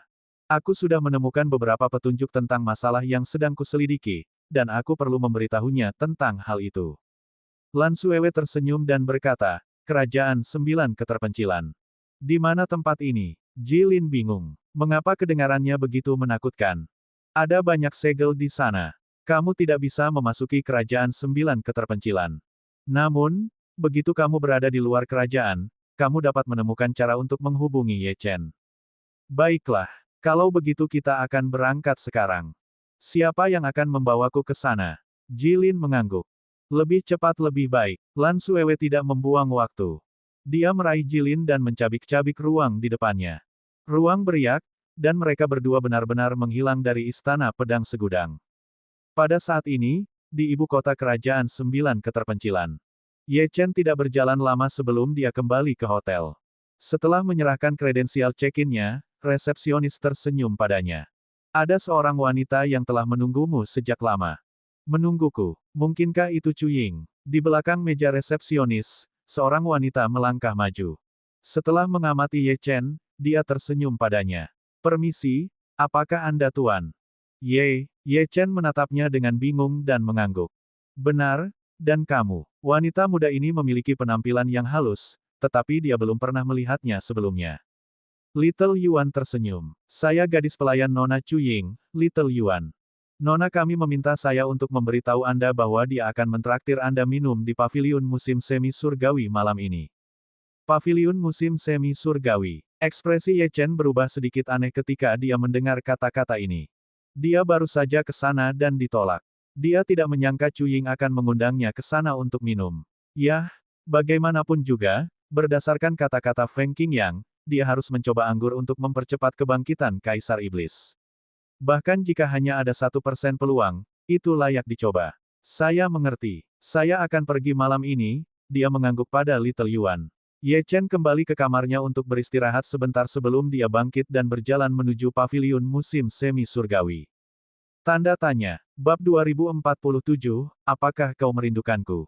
Saat ini, Wu Yang, Liu Baizhan, dan Li Shen telah memasuki paviliun mata air surgawi dan duduk di meja herringbone. Saat ini, sebagian besar meja di paviliun mata air surgawi sudah penuh. Hanya satu meja yang masih kosong. Meja itu juga merupakan meja terbesar di restoran. Li Shen melirik meja terbesar dan bertanya kepada Wu Yang, mengapa tidak ada seorang pun di meja itu? Wu Yang tersenyum. Saudara Shen, Anda mungkin tidak tahu ini, tetapi itu adalah meja terbesar di paviliun mata air surgawi. Itu disebut meja surgawi. Meja ini tidak dapat dipesan dengan membuat janji temu. Hanya kekuatan yang benar-benar kuat di ibu kota, serta keluarga kekaisaran, yang memenuhi syarat untuk minum di meja itu. Tepat saat mereka berbicara, seorang wanita berkerudung dengan aura bangsawan perlahan berjalan ke paviliun mata air surgawi. Tatapan para pelanggan di restoran langsung tertarik oleh wanita ini. Wu Yang dan dua orang lainnya tidak terkecuali. Sementara semua orang menyaksikan dengan tidak percaya, wanita itu berjalan menuju meja surgawi di paviliun mata air surgawi. Wanita itu duduk di meja, dan tiga pelayan cantik dengan aura luar biasa berdiri di samping meja, menyajikan teh, buah-buahan, dan hidangan penutup untuk wanita itu. Semua tamu di paviliun mata air surgawi memiliki status dan kekuatan tertentu. Beberapa di antaranya bukan jenius muda, melainkan kepala dan tetua dari beberapa keluarga dan sekte. Status mereka tidak biasa, tetapi bahkan mereka tidak memiliki hak untuk duduk di meja itu. Ini adalah paviliun mata air surgawi. Tidaklah berlebihan untuk mengatakan bahwa meja surgawi itu kosong sepanjang tahun, jadi duduk di sana berarti latar belakang seseorang mengejutkan dan tak terduga. Selain itu, tidak sembarang orang bisa menjadi pelayan di paviliun mata air surgawi. Para wanita ini telah menjalani pelatihan ketat, dan orang-orang yang biasanya berinteraksi dengan mereka semuanya adalah orang-orang dengan status terkemuka. Namun, para pelanggan dapat dengan jelas melihat bahwa para pelayan yang berpengalaman ini sedikit gugup ketika mereka melayani wanita ini. Orang macam apa yang bisa membuat para pelayan ini, yang biasanya bisa mengobrol dengan para pemimpin sekte dan keluarga di ibu kota, merasa gugup. Semua orang tidak berani untuk terus memikirkannya. Di antara mereka, Wu Yang dan yang lainnya mungkin yang paling terkejut. Awalnya, bisa datang ke paviliun mata air surgawi untuk minum di ibu kota kerajaan 9 keterpencilan sudah membuat mereka merasa lebih unggul. Namun, sekarang mereka melihat seorang wanita yang tampak berusia 20-an menikmati perlakuan seperti itu. Dibandingkan dengan wanita ini, mereka hanya lebih rendah. Wanita ini secara alami adalah Chu Ying. Permisi, bolehkah saya menyajikan anggur untuk Anda? Seorang pelayan bertanya kepada Chu Ying dengan hormat. Chu Ying menopang dagunya dengan satu tangan. Matanya yang cerah melihat keluar paviliun mata air surgawi. Dia menggelengkan kepalanya dan berkata, tidak perlu terburu-buru. Temanku belum datang. Wu Yang, menurutmu siapa wanita ini? Liu Baizhan tidak dapat menahan diri untuk tidak mendesah.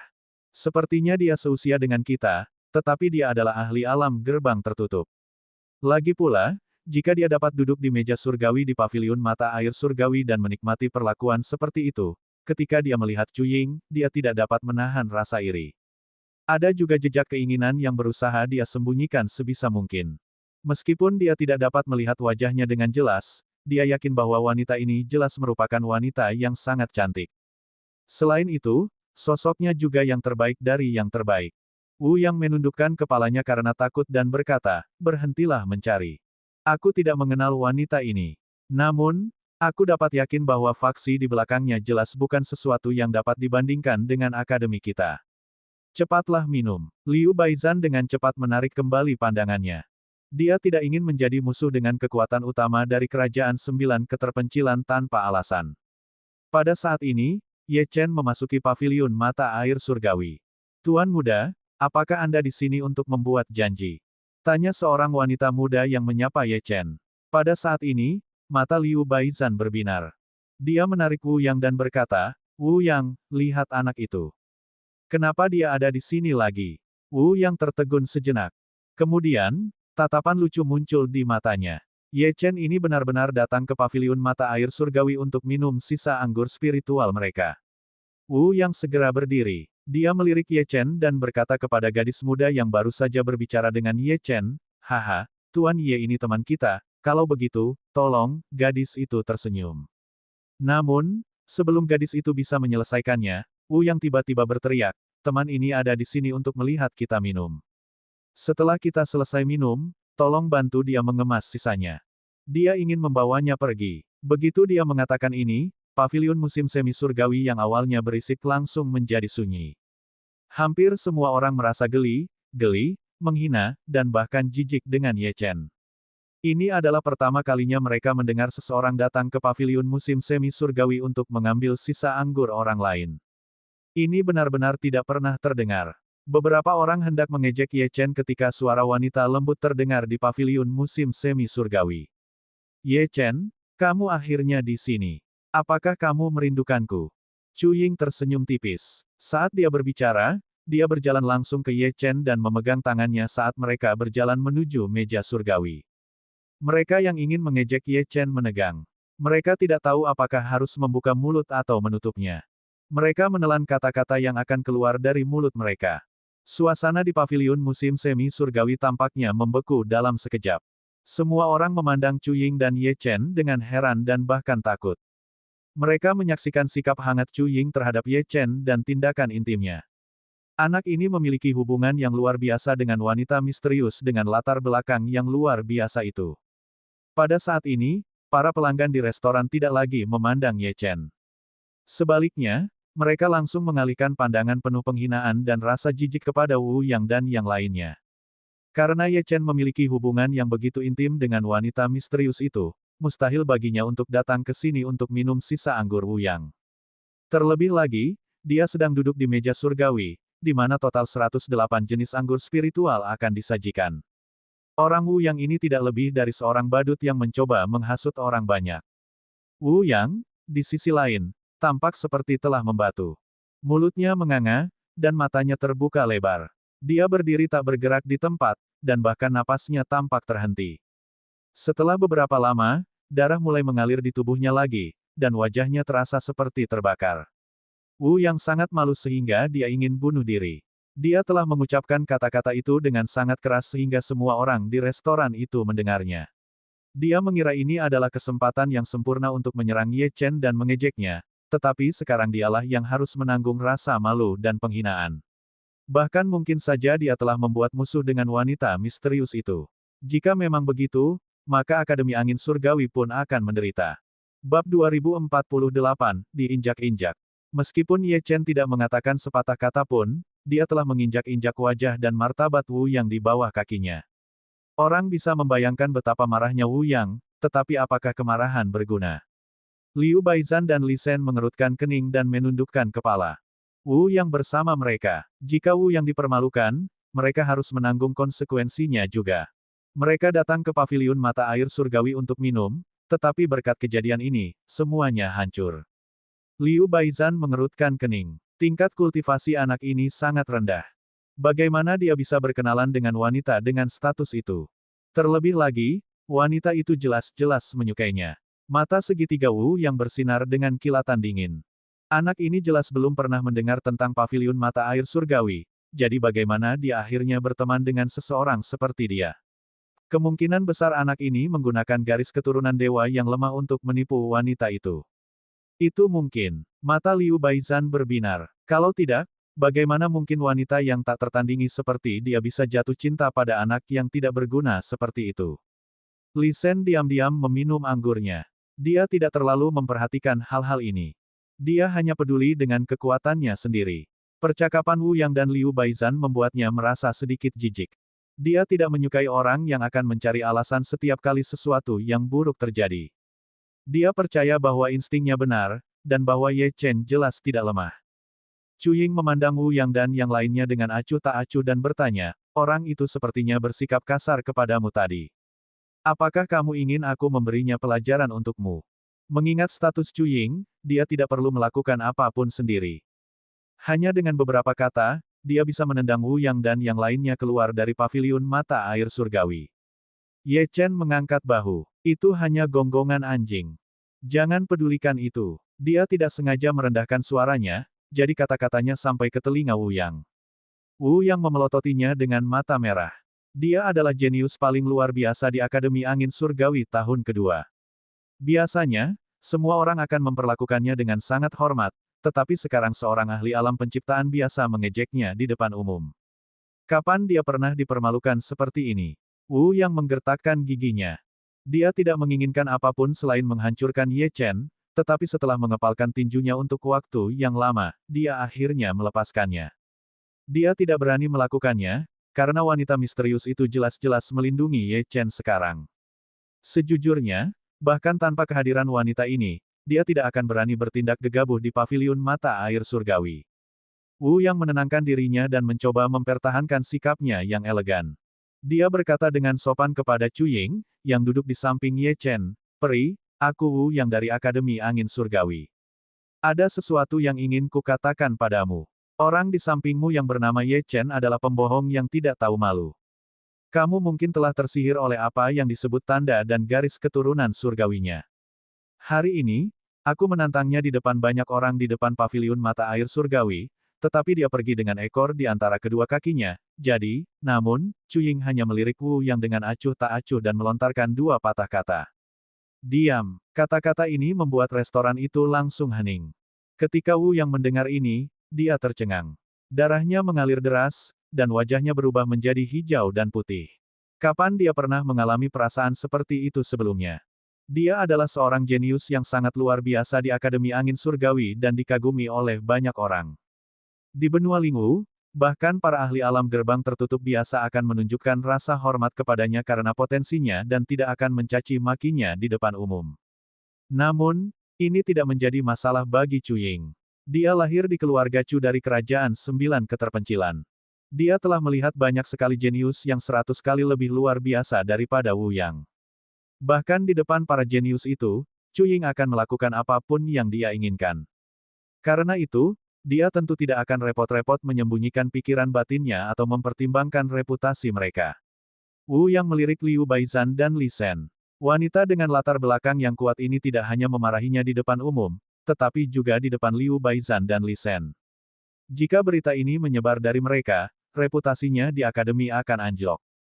Saat memikirkan hal ini, meskipun dia tahu bahwa identitas wanita itu luar biasa, Wu yang tidak dapat menahan diri untuk menjelaskan dengan cemas, "Peri, kamu salah paham. Aku berpikir demi kepentingan terbaikmu. Aku tidak ingin kamu dipermainkan oleh penjahat. Aku hanya punya niat baik. Kenapa kamu begitu kejam? Diam!" Teriak Chu Ying, dan kekuatan kultivasi alam gerbang tertutup meletus tanpa sadar. Wu yang tidak dapat menahan diri untuk mundur beberapa langkah. Wajahnya merah luar biasa, dan darahnya mendidih. Dia menatap Chu Ying dengan panik. Sangat kuat. Bukannya dia tidak pernah merasakan tekanan dari seorang ahli alam gerbang tertutup, tetapi aura Chu Ying jauh lebih kuat daripada apapun yang pernah dia rasakan sebelumnya, dan membuatnya ngeri dari lubuk hatinya. Dia tidak hanya takut dengan identitas Chu Ying, tetapi sekarang, dia bahkan takut dengan kekuatannya. Hanya auranya saja sudah cukup untuk membuatnya sulit bernapas. Tentu saja, dia tidak bisa mengatakan apapun yang ingin dia katakan. Di sisi lain, Ye Chen mengambil secangkir teh dan menatapnya dari sudut matanya. Tatapannya sangat tenang, seolah-olah dia sedang melihat badut yang lucu. Implikasi dari tatapannya ini menyakiti harga diri Wu yang bahkan lebih dari omelan Chu Ying. Meskipun Chu Ying telah melepaskan tekanan yang menakutkan itu, ekspresi Ye Chen tetap acuh tak acuh. Sikapnya terhadapnya tidak berubah sama sekali. Dia menuangkan secangkir teh dan menyerahkannya kepada Chu Ying sambil tersenyum pada Chu Ying dan berkata, "Jangan repot-repot dengan orang-orang seperti itu karena mereka hanya merusak suasana hati. Minumlah teh. Aku tahu bahwa anggur di paviliun mata air surgawi adalah yang terbaik, tetapi tanpa diduga, teh di sini sama enaknya." Chu Ying mengambil cangkir teh dan menyesapnya. Matanya yang indah menatap Ye Chen, bersinar lebih terang. Wu yang menundukkan kepalanya dan berjalan menuju tempat duduknya. Namun, dia diam-diam bersumpah dalam hatinya bahwa dia akan memanfaatkan perayaan ulang tahun Kerajaan 9 Keterpencilan untuk membunuh Ye Chen untuk melampiaskan kebencian di hatinya. Dia tahu bahwa pasti akan ada kompetisi seni bela diri selama perayaan ulang tahun. Para jenius dari benua Lingwu akan bertanding satu sama lain, dan bahkan para jenius dari Kerajaan 9 Keterpencilan akan berpartisipasi. Pada saat itu akan menjadi kesempatannya untuk menghapus penghinaannya sebelumnya. Namun, pada saat ini, dua pria tiba-tiba masuk. Salah satu dari dua pria itu memiliki wajah yang agak pucat, dan langkah kakinya tidak stabil. Dia cukup tampan, tetapi dia tampak agak jahat. Dia mengenakan jubah merah mewah, dan di sampingnya ada seorang pemuda yang tidak terlihat seperti seseorang dari kerajaan 9 keterpencilan. Dia mengenakan jubah yang disulam dengan naga, dan matanya tertutup. Saat mereka berdua muncul, mereka menarik perhatian banyak orang. Bab 2049, Perbedaan Status. Wu yang berbalik dan menatap pria berjubah merah itu. Dia sangat gembira dan berkata dengan penuh semangat, "Tuan Muda Wang." Pria berjubah merah itu adalah tuan muda kedua dari keluarga Wang, yang tidak kalah dengan keluarga Chu di ibu kota kerajaan 9 keterpencilan. Namanya adalah Wang Lin. Meskipun bakat Wang Lin dalam kultivasi hanya rata-rata, dia memiliki beberapa trik dalam hal berinteraksi dan mengelola bisnis. Dalam beberapa tahun terakhir, untuk memperluas bisnis keluarganya di luar kerajaan 9 keterpencilan dan mendirikan yayasan di benua Lingu, dia telah berteman dengan banyak talenta muda di benua Lingu. Wu yang juga bertemu Wang Lin secara kebetulan. Kebetulan, Wu yang mengandalkan hubungannya dengan Wang Lin untuk mendapatkan janji temu di sini. Wang Lin menilai Wu Yang. Setelah beberapa saat, dia berkata, "Kakak Wu." Ketika Wu yang mendengar bahwa Wang Lin masih mengingatnya, dia hampir melompat kegirangan. Sejauh pengetahuannya, di ibu kota kerajaan 9 keterpencilan, selain keluarga kerajaan, tidak banyak orang dengan status lebih tinggi dari Wang Lin.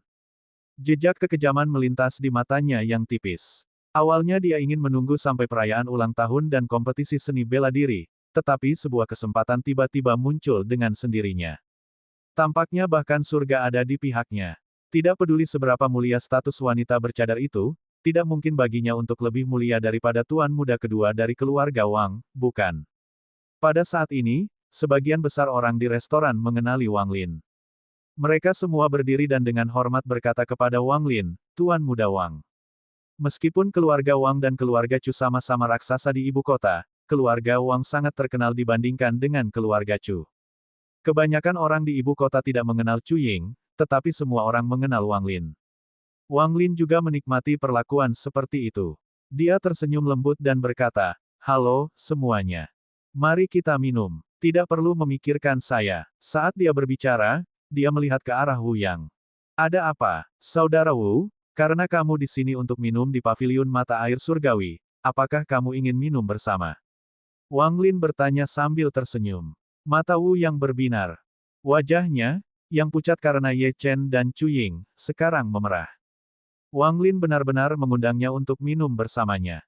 Ini adalah pertunjukan rasa hormat yang membuat Wu Yang benar-benar tersanjung. "Tidak, tidak, saya tidak akan berani memaksakan diri pada Tuan Muda Wang," Wu Yang buru-buru berkata. Wang Lin mengangguk dan tidak memaksanya. Dia hanya bersikap sopan dan tidak benar-benar ingin minum dengan Wu Yang. Sejujurnya, di dalam hatinya, Wu Yang tidak memenuhi syarat untuk diperlakukan seperti ini. Namun, dia adalah seorang pengusaha. Dia tahu bahwa tidak ada kerugian sebenarnya dalam bersikap sopan kepada orang lain. Mata Wu Yang bergerak cepat, dia sedang memikirkan cara agar Wang Lin memperhatikan Ye Chen dan bagaimana menggunakan Wang Lin untuk memberi pelajaran kepada orang ini. Dia tidak menyangka Wang Lin akan menatap langsung ke meja surgawi. Wang Lin tertegun. "Ying kecil, kau kembali." Teriaknya karena terkejut. Meskipun Chu Ying tidak menjawab, dia mengerutkan kening. Jejak rasa jijik muncul di wajahnya di balik kerudung. Pada saat ini, Wang Lin telah membawa pemuda berjubah putih itu ke meja surgawi. Segera, dia melihat Ye Chen duduk di sebelah Chu Ying. Matanya berkilat sinis. "Siapa kau?" Wang Lin menatap Ye Chen dengan dingin dan bertanya dengan nada bertanya, "Mengapa kau duduk di sebelah Ying kecil?" Menurut pendapatnya, Ye Chen hanyalah seorang kultivator alam penciptaan. Selain itu, dia tampaknya bukan dari kerajaan 9 keterpencilan. Dia tampaknya tidak memiliki status apapun. Beraninya dia duduk di sebelah Chu Ying. Tanda seru. Bagaimanapun, Chu Ying adalah wanita yang disukai Wang Lin. Dengan desiran, mata semua orang terfokus pada Ye Chen, menunggunya memberi penjelasan kepada Wang Lin. Namun, paviliun mata air surgawi jatuh ke dalam keheningan yang aneh. Ye Chen hanya dengan tenang mencicipi anggur di tangannya. Dia menyesap sedikit, alisnya sesekali berkerut dan terkadang rileks. Dia bahkan tampaknya tidak memiliki niat untuk menjawab Wang Lin dan mengabaikannya begitu saja. Itu karena saat Ye Chen minum anggur, dia merasakan mata iblis berfluktuasi. Kaisar iblis yang sedang tidur hendak bangun. Ini jauh lebih cepat dari yang dia bayangkan. Bagaimana dia bisa punya waktu untuk peduli pada Wang Lin? Setelah hening sejenak, semua orang terkejut dan tidak bisa mempercayai mata mereka. Sebenarnya ada seseorang di ibu kota kerajaan 9 keterpencilan yang berani bersikap tidak sopan kepada Wang Lin.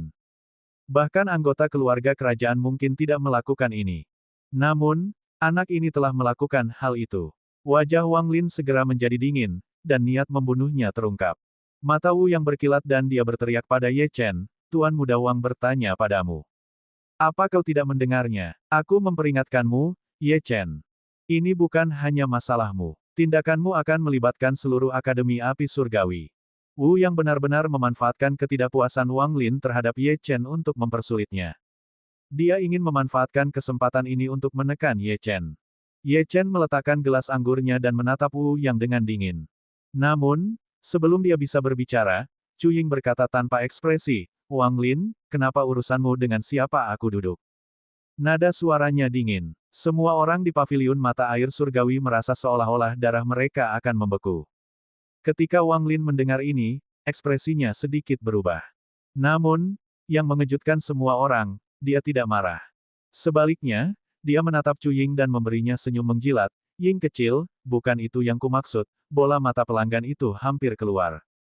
Adapun Wu Yang, dia benar-benar tercengang, dan hatinya jatuh ke dalam keputusasaan yang terdalam. Sikap Wang Lin terhadap Chu Ying sudah cukup untuk memberitahunya bahwa identitas Chu Ying luar biasa. Memikirkan bagaimana dia telah memprovokasi keberadaan yang begitu menakutkan, dia merasa jiwanya akan meledak karena ketakutan. Dia tidak dapat memahami bagaimana Ye Chen berhasil bergantung pada orang yang begitu kuat. Minta maaflah kepada temanku, kata Chu Ying dingin kepada Wang Lin. Apa? Wang Lin tercengang. Dia menyukai Chu Ying, dan dia tahu betul bahwa status Chu Ying di keluarga Chu bukanlah sesuatu yang dapat dia bandingkan dengan keluarga Wang. Meskipun dia dan Chu Ying sama-sama merupakan keturunan langsung dari keluarga tersebut, dan Wang Lin juga cukup disukai oleh leluhur keluarga Wang karena bakatnya dalam berbisnis, ini adalah benua Lingwu. Benua Lingwu ditakdirkan menjadi dunia di mana kekuatan dan kultivasi dihormati. Bakat kultivasi Wang Lin sangat biasa. Bagaimana dengan Chu Ying? Chu Ying adalah jenius dengan bakat kultivasi paling luar biasa di generasi keluarga Chu ini. Namun, hanya karena dia tidak dapat dibandingkan dengan Chu Ying tidak berarti dia tidak dapat dibandingkan dengan Ye Chen.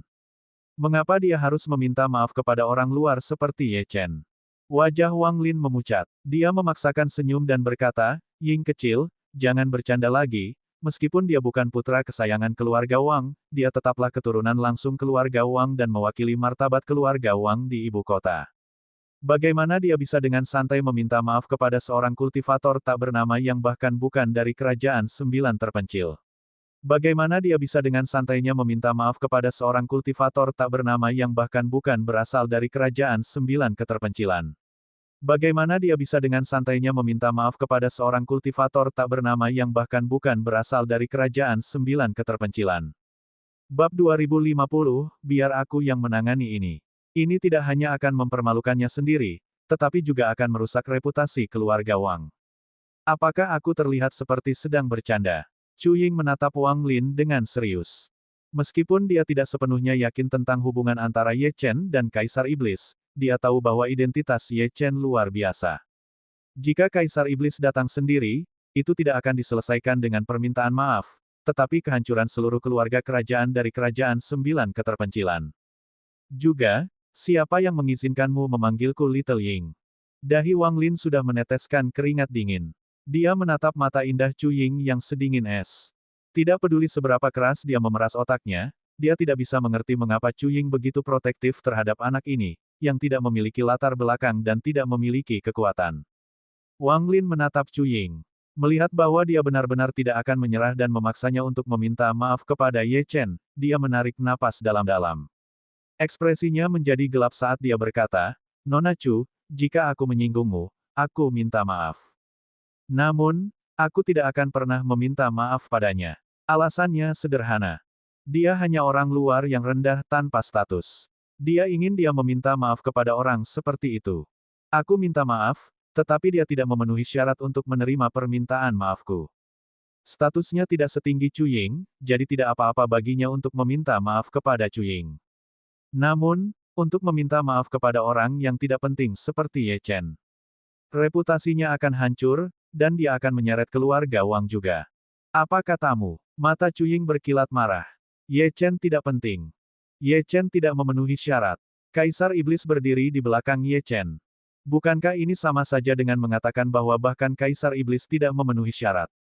Namun, dia tidak bisa mengatakannya dengan lantang. Kalau tidak, kerajaan 9 keterpencilan pasti akan kacau, dan bahkan Jun Mo Chen akan menyerang Ye Chen, kan? Aku bilang dia tidak layak. Wang Lin melirik Ye Chen. Dia hanya seorang jenius alam penciptaan dari Akademi Api Surgawi. Hak apa yang dimiliki orang semacam ini untuk membuatku meminta maaf? Saat dia berbicara, dia menatap Ye Chen, yang sedang berpikir keras. Niat membunuh yang tajam melonjak di matanya saat dia berkata dengan keras kepada Ye Chen, "Bagus sekali. Kamu masih minum. Siapa nama orang ini lagi?" Ye Chen. Tuan Ye, kamu benar-benar dalam suasana hati yang santai. Apakah kamu benar-benar tidak tahu cara membaca ekspresi orang atau kamu berpura-pura bodoh? Biarkan aku memberimu sedikit nasihat. Jika kamu tahu apa yang baik untukmu, keluarlah dari paviliun mata air surgawi. Jika kamu melakukan itu, aku tidak akan melanjutkan masalah hari ini. Anak muda, jangan memiliki pikiran yang tidak seharusnya kamu miliki. Nona Chu dan aku memiliki identitas yang tidak dapat kamu bayangkan. Kamu bahkan tidak memiliki hak untuk berinteraksi dengan Nona Chu, apakah kamu mengerti? Apakah kamu pikir hanya karena Nona Chu menyukaimu, semuanya akan baik-baik saja? Hehe, kamu terlalu naif. Kamu tidak tahu apa konsekuensinya, diam. Chu Ying berteriak dengan marah. Wang Lin benar-benar keterlaluan. Apa haknya untuk mengatakan hal-hal seperti itu kepada Ye Chen? Tiba-tiba, sebuah tangan menekan bahu Chu Ying. Chu Ying tertegun sejenak. Dia berbalik dan melihat tangan Ye Chen. Biarkan aku menangani urusanku, Ye Chen tersenyum pada Chu Ying. Setelah mengatakan itu, dia menatap Wang Lin dan berkata, "Apakah kamu baru saja mengatakan bahwa aku tidak dapat berinteraksi dengannya? Lihat, bukankah aku telah menyentuhnya sekarang? Adapun keluarga Wang di belakangmu." Ye Chen datang ke jendela dan melihat ke kerajaan 9 keterpencilan dengan tangan di belakang punggungnya. Kerajaan 9 keterpencilan tidak tampak seperti sedang dalam kekacauan, dan sebenarnya sangat makmur. "Kamu pikir kamu siapa?" Tiba-tiba, suaranya terdengar seperti berasal dari surga. "Keluarga Wang bukan apa-apa. Berlututlah." Tekanannya tiba-tiba terlepas. Plop, sebuah suara terdengar, dan saat semua orang melihat dengan kaget, Wang Lin benar-benar berlutut. Bahkan Chu Ying tercengang oleh kata-katanya. Dia bisa saja membantu Ye Chen menangani Wang Lin. Bagaimanapun, statusnya lebih tinggi. Keluarga Chu dan keluarga Wang sama-sama keluarga besar di ibu kota kerajaan 9 keterpencilan. Konflik antara keluarga besar ini adalah masalah di dalam kerajaan 9 keterpencilan, masalah antara keluarga kaya di ibu kota. Klan Wang bisa menerima campur tangannya. Namun, Ye Chen telah menghina keluarga Wang, dan bahkan membuat Wang Lin berlutut. Ini benar-benar akan memengaruhi reputasi keluarga Wang, dan mereka pasti tidak akan membiarkannya begitu saja. Dia tahu bahwa Ye Chen berhubungan dengan Kaisar Iblis dan memiliki potensi yang tidak terbatas. Namun, Kaisar Iblis belum muncul, dan Ye Chen dalam keadaannya saat ini bukanlah tandingan kepala keluarga Wang. "Ye Chen, jangan seperti ini." Chu Ying meraih Ye Chen dan berkata dengan panik. Jika Ye Chen benar-benar menyinggung keluarga Wang, bahkan jika dia dan Ge Qing maju bersama, mereka mungkin tidak dapat melindungi Ye Chen. Chu Ying benar-benar cemas. Bagaimanapun, keluarga Wang dan keluarga Chu adalah raksasa dengan sejarah ratusan ribu tahun. Mereka sama sekali bukan pasukan biasa, dan mungkin kalah dengan pasukan ras iblis di luar kerajaan 9 keterpencilan. Menyinggung keluarga Wang mungkin lebih serius daripada menyinggung pasukan teratas benua Lingwu. Ye Chen dengan lembut melepaskan tangannya dari bahu Chu Ying dan tersenyum padanya. "Jangan khawatir, aku tahu apa yang kulakukan." "Bagus, bagus, bagus." Wang Lin menatap mata Ye Chen. Dia sangat marah sehingga dia tertawa dan berkata dengan dingin, "Bunuh dia." Pemuda berjubah putih di samping Wang Lin mendengar ini dan menjawab tanpa emosi, "Iya." Saat dia berbicara, dia akan menyerang Ye Chen. "Beraninya kau!" teriak Chu Ying, dan kekuatan kultivasi alam gerbang tertutupnya meledak. Pemuda berjubah putih itu hampir mencapai alam gerbang tertutup, jadi dia bukan tandingan Chu Ying. Wajah Wang Lin menjadi gelap. Ye Chen telah menghina keluarga Wang. Hari ini, Anak ini harus mati di sini, bahkan Chu Ying tidak bisa menghentikannya. Ada apa, nak? Dia mencibir pada Ye Chen. Kamu hanya berani bersembunyi di balik wanita. Kemana perginya kesombonganmu? Chu Ying? Tidak apa-apa, kata Ye Chen dengan tenang. Sudah kubilang, aku akan menyelesaikan masalahku sendiri. Meskipun nadanya tenang, matanya sangat serius. Chu Ying menatap mata Ye Chen dan tanpa sadar menahan auranya. Adapun Wu Yang dan Wang Lin, mata mereka bersinar dengan kegembiraan. Harus dikatakan bahwa Ye Chen memang sombong, tetapi dia juga bodoh. Bagaimana dia akan menangani ini? Dengan bunuh diri. Mereka hampir tertawa terbahak-bahak. Namun, semakin bodoh Ye Chen, semakin bahagia mereka. Pada saat ini, Wu Yang tiba-tiba berkata kepada Wang Lin, Tuan Muda Wang, mengapa menggunakan pisau jagal untuk membunuh seekor ayam? Bagaimana kalau aku yang mengurus sampah ini untukmu? Wang Lin meliriknya dan mengangguk. Wajah Wu Yang dipenuhi dengan kegembiraan. Dengan dukungan Wang Lin, dia tidak perlu khawatir tentang pertempuran di paviliun mata air surgawi. Tiba-tiba muncul pusaran angin hijau di sekitar tubuh Wu Yang. Angin bersiul dan ruang terkoyak. Kekuatan yang sangat kuat beredar di pusaran angin tersebut. Secara samar-samar, bayangan elang biru yang agung muncul di belakang Wu Yang, dan membawa serta pusaran angin tersebut saat ia bergegas menuju Ye Chen. Para pelanggan di restoran tersebut tidak dapat menahan diri untuk tidak berseru bahwa Wu Yang memang luar biasa.